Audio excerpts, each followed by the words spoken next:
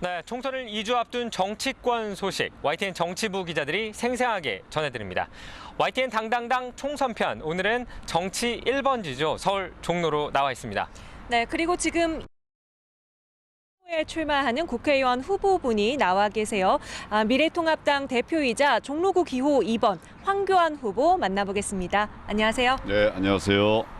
네, 후보님, 본인의 선거, 본인이 직접 후보로 나온 선거로는 이번이 처음이실 텐데요. 외부에서 선거를 바라보는 것과 직접 본인이 선거에 뛰어들었을 때 어떤 차이가 좀 있으셨어요? 바라보는 것도 어려웠는데 실제로 뛰어드니까 몇 배 더 힘든 것 같습니다. 그렇지만 새로운 도전을 하면서 또 새로운 힘을 내게도 됩니다.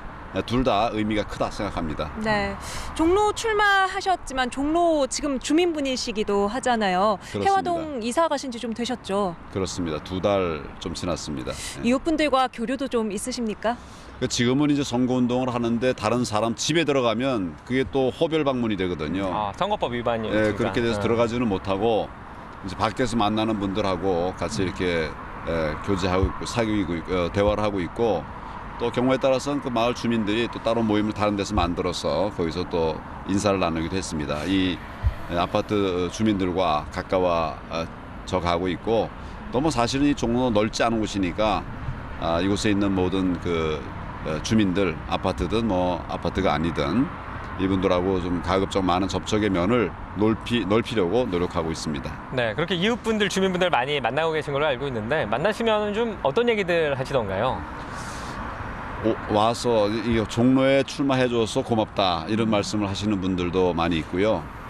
또 살기 힘들다고 어떻게든지 하여튼 좀 살만하게 해달라고 이런 말씀들을 많이 하십니다. 특히 시장에 가면 시장에는 주로 이제 소상공인들 많이 계시지 않습니까?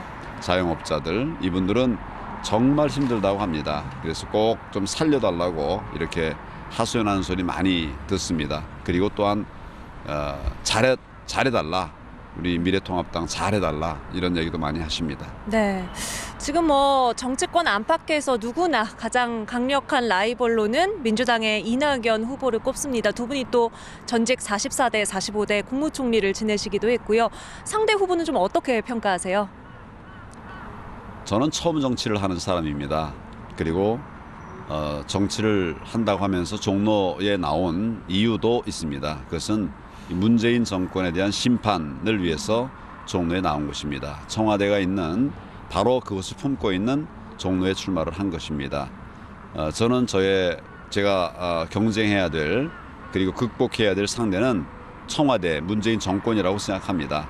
그런 한 가지 생각으로 나라를 구하고 또 우리 위기에 처한 국민들을 구하기 위한 그런 방향을 향해서 계속 나아가고 있습니다.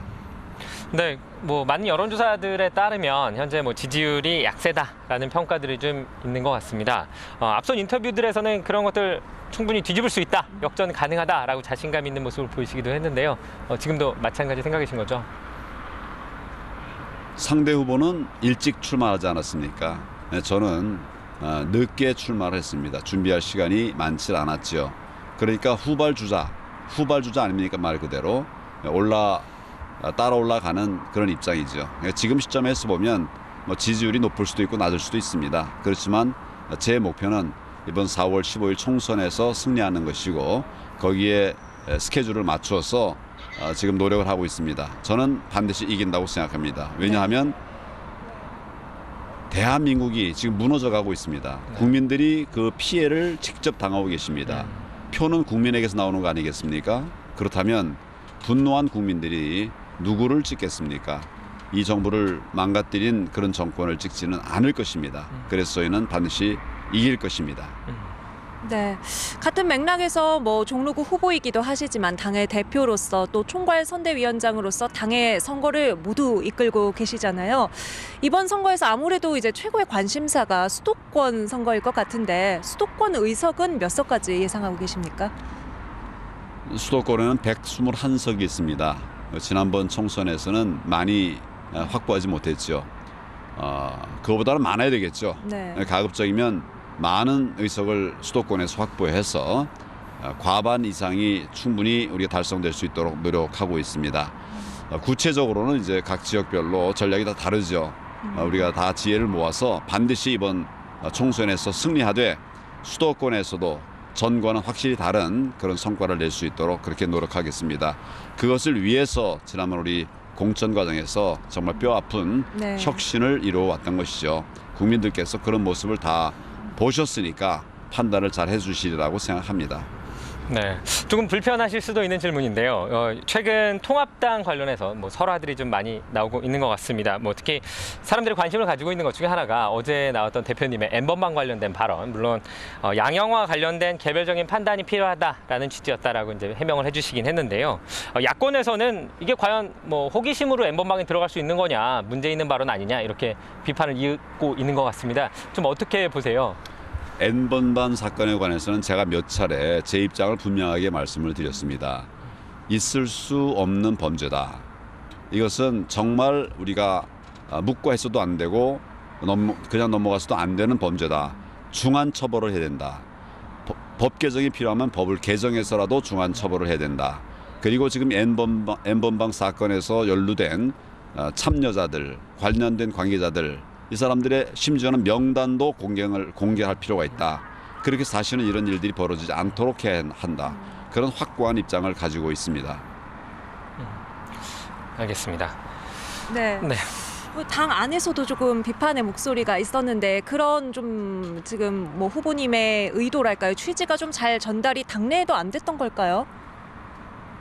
뭐 제가 얘기한 것이니까 그 당내 소통이 뭐 될 수도 있고 안 될 수도 있는데 지금 뭐 다 일선에 나가 있으니까 제가 이 부분에 관해서는 자세하게 저희 입장을 설명을 드렸습니다. 네. 저는 N번방 사건에 대해서는 우리가 할 수 있는 강력한 조치를 통해서 여성 범죄에 대한 또 아동에 대한 성폭행 이런 부분에 관해서는 발본색을 해야 된다 이런 생각을 합니다. 네, 후보님도 그렇고 이제 당 내에서도 이런 문제에 유독 민감한 것이 선거가 가까워질수록 이런 작은 말 한마디 또는 작은 오해 하나가 중도층의 표심을 움직이는데 조금 걸림돌이 될 수 있기 때문인 것 같아요. 앞서 수도권 의석도 과반 이상을 좀 목표로 한다라고 하셨는데 중도층의 마음을 잡기 위한 통합당만의 전략이 있을까요? 제가 말씀드린 것은 수도권의 과반 말씀드린 게 아니고 전체 판세에서 의석에. 과반 이상을 얻어야 된다. 수도권에서도 충분한 의석을 얻어야 된다. 이런 말씀을 드렸습니다. 네. 저희는 국민들께서 우리를 바라보고 계시기 때문에 국민들에게 변화된 모습을 보이면 국민들의 마음도 움직일 수 있다 이런 생각을 합니다. 가장 중요한 것은 혁신입니다. 뼈를 깎는 노력입니다. 우리의 변화지요. 이번 총선 과정에서 공천 과정에서 정말 혁신을 위한 노력을 많이 했습니다. 그것 때문에 지금 우리 당 안에서 이제 아프고 힘든 분들이 많이 계십니다. 이분들에 대해서 참 안타깝게 생각을 합니다. 그러나 우리가 혁신하지 않고서는 이제 국민들에게 신뢰를 받기가 어려운 상황이 되었기 때문에 정말 혁신 공천을 냈죠. 국민들께서 그 모습을 다 보셨습니다. 그리고 저는 당대표로서 필요한 모든 것을 내려놓고 정말 좋은 공천 그리고 이기는 공천이 될 수 있도록 헌신을 했습니다. 이런 모습들을 우리 국민들이 보시면 차츰차츰 마음을 좀 주시리라 이런 생각을 합니다. 우리는 우리를 위한 것이 아니라 대한민국을 살리고 또 무너져가는 민생을 살리고 또 도탄에 빠져있는 국민들을 살리기 위해서 반드시 다수당이 돼야 됩니다. 일당이 돼야 됩니다. 지금 국회에서 만들어졌다고 하는 이런 악법들이 많이 있습니다. 이런 것들 정상화하려고 하면 우리가 과반을 얻어야 되고 국민들께서 또 이런 상황을 잘 아십니다. 우리 국민들께서 현명한 판단을 하시리라고 생각합니다. 그래서 우리는 압승을 하게 될 겁니다. 네, 혁신을 통해서 중도층의 마음을 잡겠다 이런 정도로 저희가 이해를 하면 될 것 같은데요. 이번 선거의 또 가장 큰 이슈 가운데 하나가 비례 위성 정당 문제인 것 같습니다. 통합당의 경우에도 미래한국당과의 선거 연대 유세 뭐 이런 부분들이 법적 논란도 분명히 불러일으키고 있는 것 같은데요. 그런 논란에도 불구하고 좀 더 많은 표를 얻기 위해서 생각하고 계신 어떤 가장 최선의 유세 방법, 어떤 전략 이런 게 있다면 좀 어떤 게 있을까요? 저는 이제 정치를 오래 한 사람이 아닙니다. 새로운 정치가 필요하다고 생각합니다. 아까 우리 잠깐 시작 전에도 우리 앵커께서 말씀하셨는데 제가 유세를 다니고 또 선거운동 다닐 때 많은 분들과 올 것 같은데 뭐 혼자 오신 것 같다 이런 말씀하셨습니다. 과거에 많은 사람들이 몰려다니면서 유세하고 할 때 불편해하셨던 시민들이 많이 계시죠. 그것을 또 이렇게 비판적으로 보신 분들도 있고, 저는 이제 국민들에게 맞는 유세, 국민들에게 맞는 선거운동을 해야 된다고 생각합니다. 근데 그런 측면에서 저부터 변화된 모습으로 이렇게 노력을 하고 있는데, 이런 것들이 결국 이제 국민들의 새로운 평가를 받지 않을까. 과거의 것은 청산해야 됩니다. 구태를 청산하고 새 정치로 나아가야 됩니다.